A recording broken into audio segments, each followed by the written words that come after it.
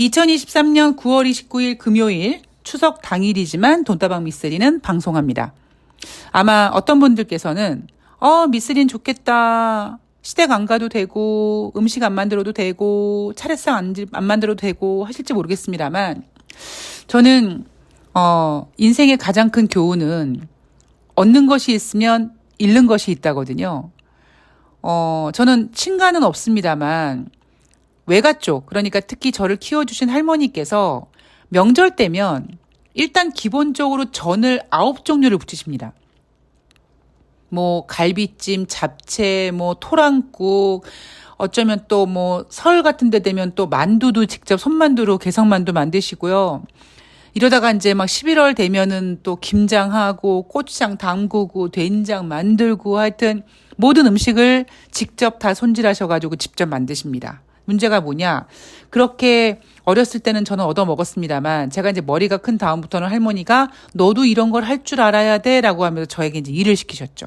그래서 제가 어느 순간에는 제가 반항을 했습니다. 할머니, 난 나중에 돈을 많이 벌어서 내가 일하시는 분 쓸 거야. 그랬더니 우리 할머니께서 등 스매싱을 갈기면서 네가 할 줄 알아야지 사람들 쓸 수 있는 거다. 뭐 여하튼 그래서 저는 뭐 중학교, 고등학교 학창 시절뿐만 아니라 성인이 된 다음에도요. 명절 때 뭐 어디 친구를 만나고 뭐 어떻게 데이트를 해요? 생각도 못 합니다.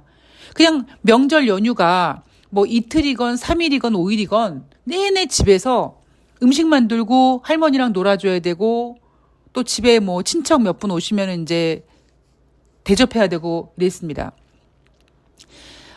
명절 시작이다 그러면은 일단 집에 가자마자 정장을 벗어 던지고 씻고 나와서는 바닥에다 신문지를 깔고 전을 9종류를 부치죠. 녹두는 직접 갈아서 바로바로 부치고요. 동그랑땡도 마찬가지고 뭐 고추전, 깻잎전, 뭐 동그랑땡, 동태전. 그래서 제가 전을 별로 안 좋아합니다. 하도 기름 냄새를 많이 맡아가지고.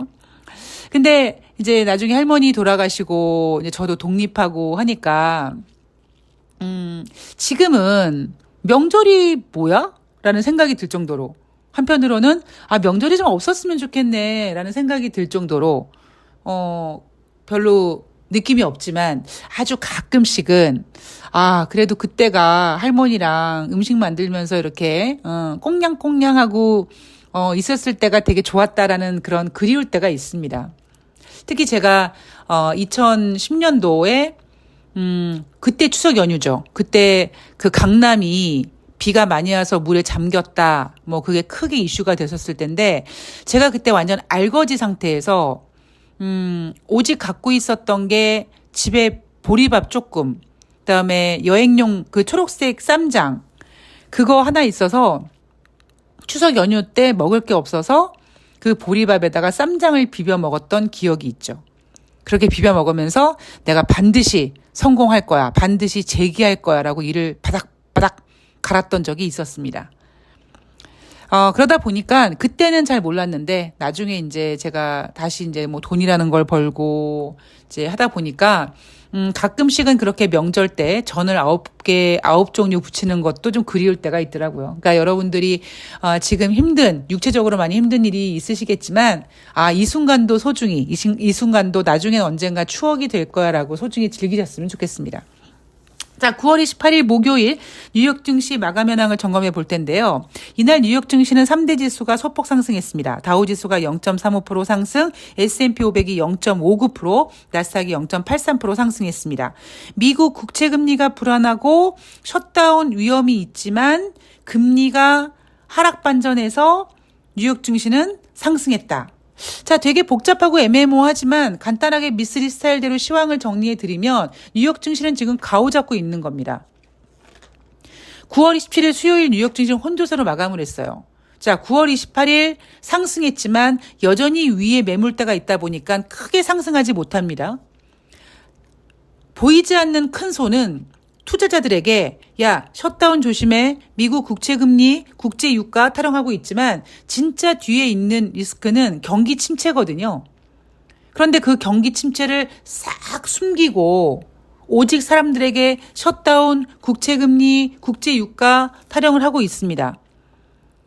그러다 보니까 뉴욕 증시는 그 같지 않은 셧다운, 같지 않은 국채금리, 같지 않은 국제 유가 가격으로 상승으로 뭐 빠졌었다. 근데 이제는 좀 올라간다. 왜? 국채금리가 하락했거든.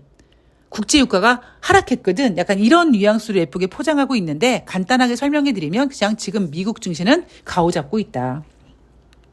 자, 경제 지표를 보도록 하겠습니다. 목요일마다 발표되는 주간 신규 실업상 청구 건수 전주 대비 2,000명 증가해서 20만 4천 명을 기록했고 시장 예상은 21만 4천 명을 예상했는데 시장 예상치보다 적었다. 자, 주간 신규 실업상 청구 건수 기준선은 30만 건입니다. 30만 건 이상이면 미국 고용이 안 좋은 거고 30만 건 이하면 미국이 좋은 거다. 자, 그런데 여기서 우리가 또 하나 좀 다른 각도로 생각하고 있어야 될 부분이 뭐냐면 지금 미국의 고용 지표가 좋지 않습니다. 매월 발표되는 비농업자 고용자 지수가 지금 18만 건대로 내려왔어요. 그런데 아직까지는 지금 주간 신규 실업상 청구 건수가 급증하고 있지 않습니다. 왜 그럴까? 비농업자 고용자 지수의 증가는 줄어들고 있다. 자, 확실히 고용은 꺾였습니다.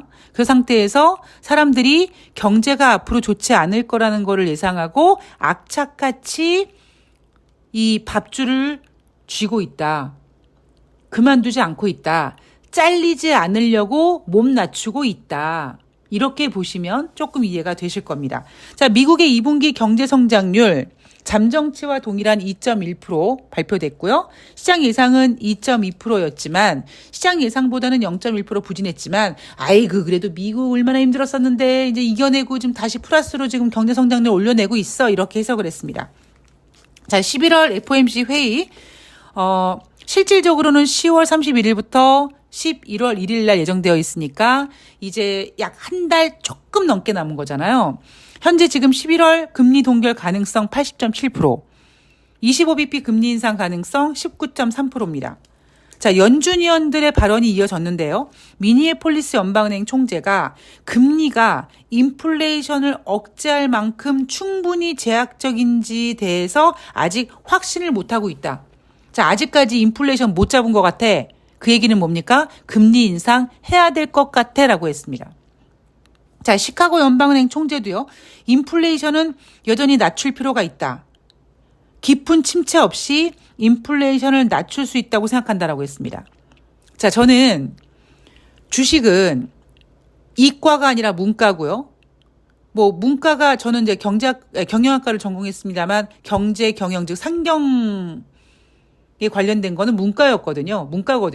근데 저는 뭐 정확하게 이게 문과인데 뭐 경제 경영이다라고 생각하기보다 저는 단순하게 주식은 심리학이다라고 생각을 합니다.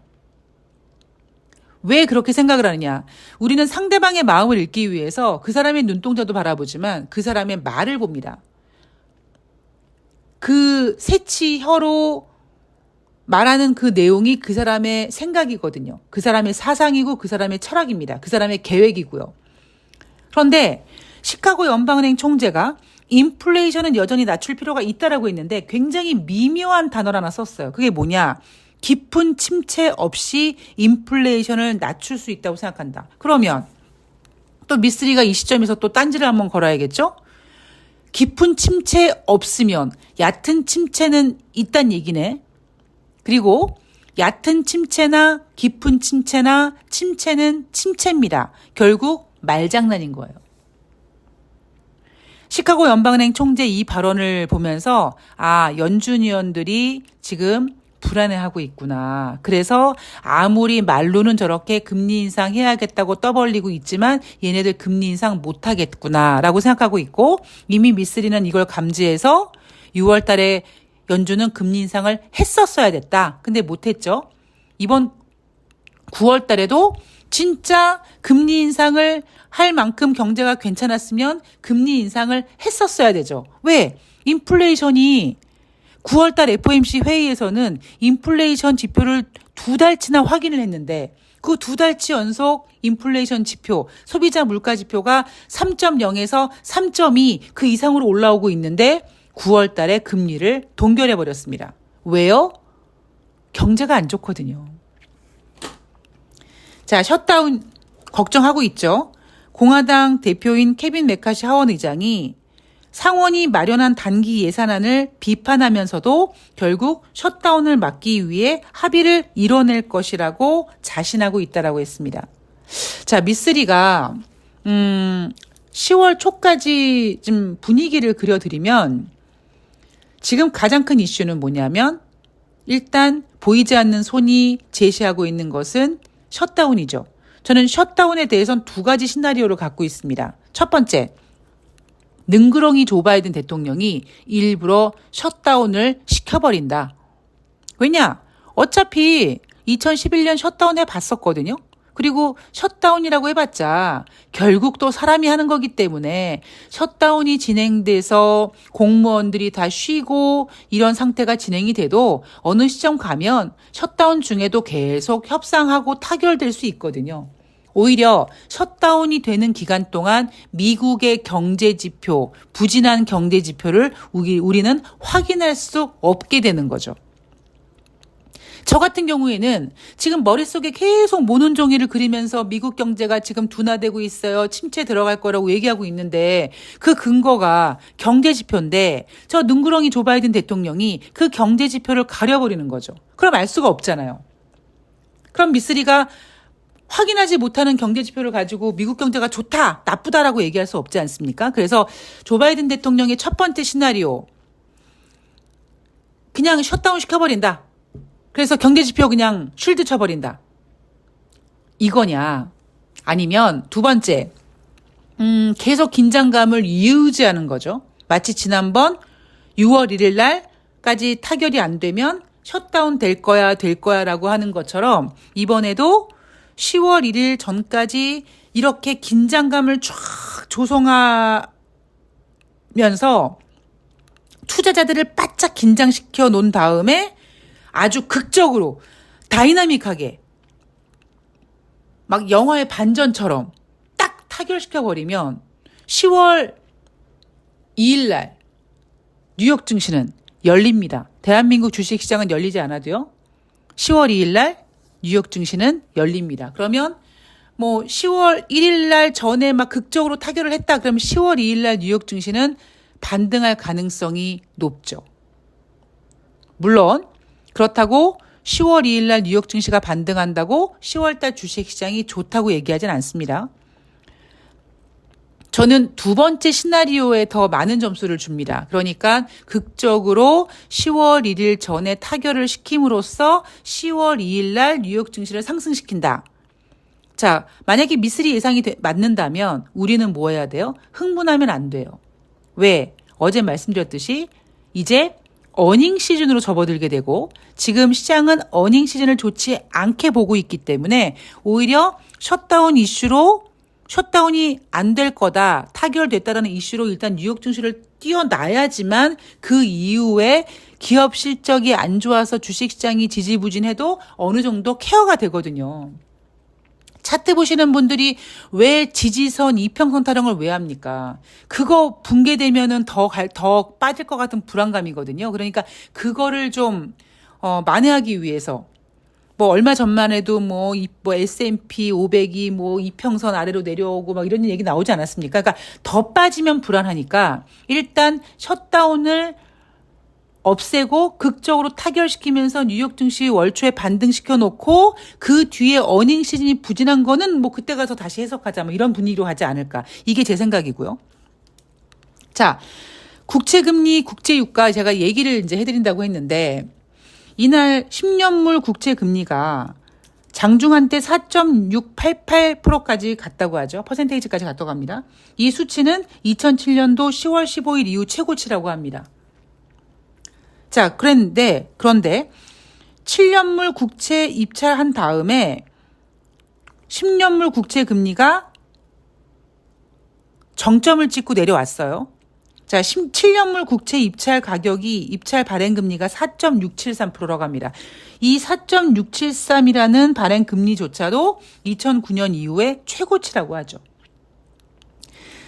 10년물 국채 금리 4.688%는 2007년도 10월 15일, 그러니까 2008년도 금융위기 전에 고점을 찍은 거고 7년물 국채 발행금리 4.673은 2009년 이후 최고치. 그러니까 지금 상황이 2007년도, 2009년도 그 어느 때와 약간 비슷한 자리에 와 있다는 얘기인 거죠.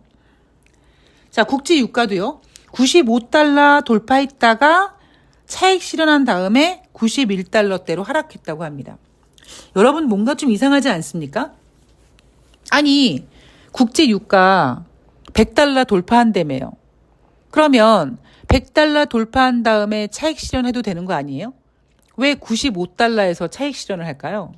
좀 이상하지 않습니까? 그리고 10년물 국채 금리도 지금 막 장중에 최고점을 막 찍어요. 자, 제가 몇 번 말씀드리지만 어떤 종목이 아래에서 거의 자를 대고 쭉 선을 그으면 일자가 될 것처럼 거의 움직임이 없다가 어느 순간에 뭐 갑자기 거래량이 막 는다든가 아니면은 그 일봉 모양이 막 움직인다든가 그 어떠한 모습이 나타난다. 이건 뭐다? 위로 올라가려고 꿈틀꿈틀하는 거다. 물론 그런 모습이 있다고 바로 올라가진 않습니다. 왜냐하면 그게 세력들의 페이크거든요. 세력들이 쭉 매집해 놓은 다음에 한번 올려볼까 하고 간을 보는 과정이에요. 그 과정에서 개인들이 뛰어들면 아니야. 이 개인들 다 데리고 갈 수 없어. 야, 털어. 그래서 물량을 던져서 그 개인들, 뛰어든 개인들을 다 털어버립니다. 그리고 조금 더 시간을 끌죠. 개인들이 뛰어들지 않을 때까지. 왜? 세력은 자기네들이 원하는 가격대에서 개인들을 꼬시거든요. 어쨌든 밑에서 일자 모습으로 그리다가 어느 순간에 거래량이 막 움직이고 막 차트가 움직이고 하는 건 올라가려고 하는 모습이고 반대로 어떤 종목이 막 고공행진하고 막 위로 올라간 상태에서 위에서 막 하루에 등락폭이 10% 20%가 넘고 거래량이 막 급증하고 지랄 발광하는 그런 모습이 나타나는 건 뭐다? 떨어지려고 하는 거다. 지금 국채금리나 국제유가나 일단 위에서 지랄 발광들을 하고 있습니다. 물론 제가 오늘 방송을 기점으로 국제유가가 계속 하락할 거예요. 국제유가가 계속 빠질 거예요. 라는 얘기는 안 해요. 아직까지 조금 더 지랄 발광할 자리는 있습니다. 그런데 지금 국채금리나 국제유가나 이렇게 차익 실현 95달러에서 국제유가가 차익 실현이 나온다는 건 뭐냐면 지금 보이지 않는 손은 투자자들에게 어이 셧다운 조심해 국채금리 급증하잖아 국제유가 올라가잖아 하고 있지만 진짜 큰 덩어리는 뭐냐면 미국의 경기 둔화 혹은 경기 침체입니다. 아까 그랬죠. 시카고 연방은행 총재가 깊은 침체 없이 인플레이션을 낮출 수 있다고 생각한다. 이거 개코 같은 소리라고요. 깊은 침체니 얕은 침체니 그런 거 없어요. 그냥 침체는 침체입니다.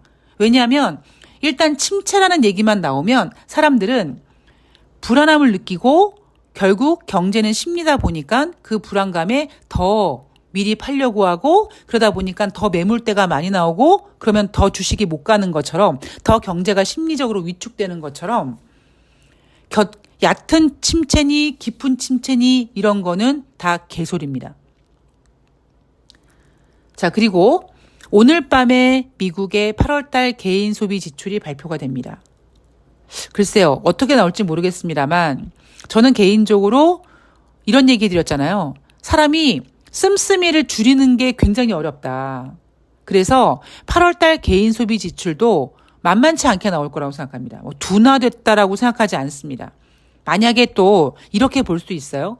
개인 소비 지출이 둔화됐다. 그러면 한편으로는 인플레이션이 이제 둔화된다. 그래서 금리 인상을 못할 거다라고 허허 실실 웃으면서 쪼개면서 얘기하는 전문가들이 있을지 모르겠습니다만 냉정하게 봤을 때 이제 미국 개인들이 소비를 줄인다? 아, 경기가 둔화된다는 의미구나라고 해석할 수 있어요.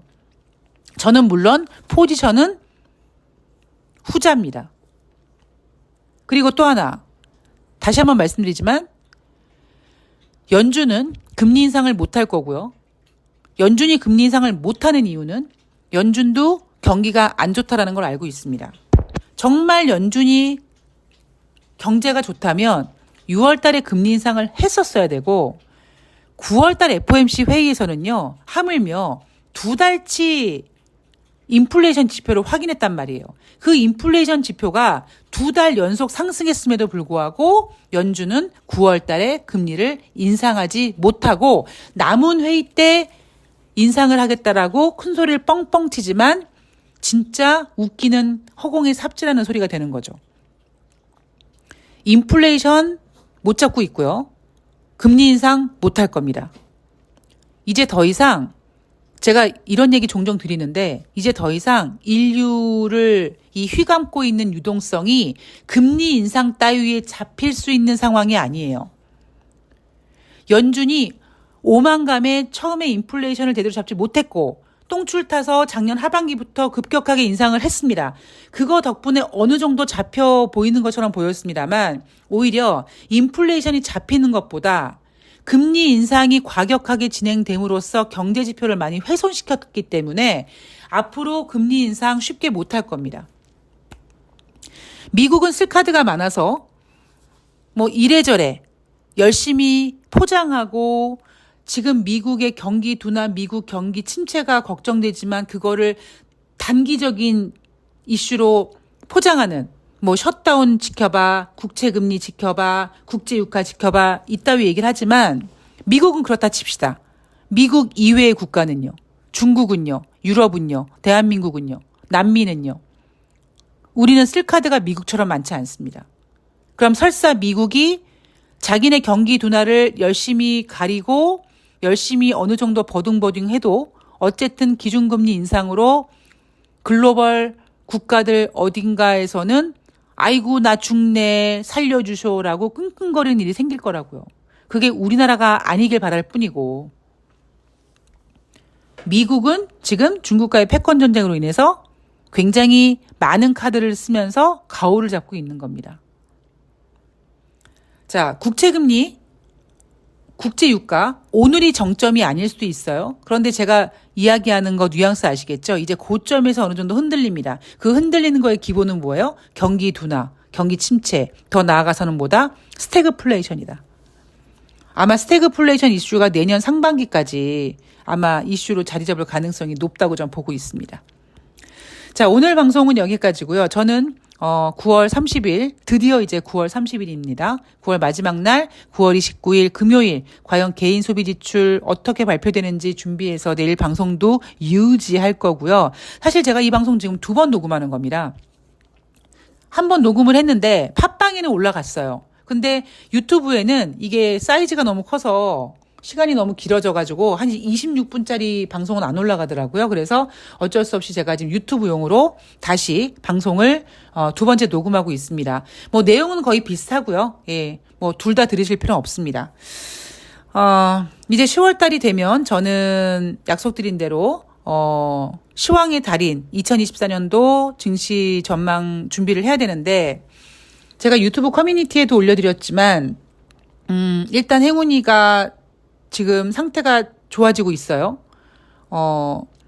유선 종량이 줄어드는 걸 보면서 이제 뇌종량도 줄어드나 보다라는 기대감을 갖게 만들고 있고요. 컨디션도 괜찮습니다. 그래서 일단 행운이가 안정이 되면 정말 예전처럼 새날에 같이 출연할 수도 있을 것 같고요. 그리고 제가 여러분들께 약속드렸던 내년 증시 준비하면서 시황 공부 같이 하는 거 요것도 이제 조만간 진행을 할 겁니다. 행운이가 좀 갑자기 9월 달에 아파서 좀 일정이 좀 미뤄지긴 했는데 여러분들의 너그러운 마음으로 좀 이해해 주시고요. 대신 더욱더 열심히 좋은 방송을 준비해서 찾아뵙도록 하겠습니다. 자, 저는 자세한 이야기는 또 내일 9월 30일 날 할게요. 만약에 더 자세한 얘기 해줘 그러면은 팟빵 가서 들으시면 됩니다. 저는 오늘 방송 2번 녹음했습니다. 자, 추석 연휴 잘 보내시고요. 아까 오프닝에서 말씀드렸듯이 이 시간을 소중히 행복하게 누리시기 바랍니다. 지금이 힘들고 지금이 어렵고 지금이 피곤하지만 나중에 언젠가는 이 모든 것들이 소중한 추억이 되는 날이 올 거기 때문입니다. 자, 저는 내일 방송에서 뵐게요. 고맙습니다.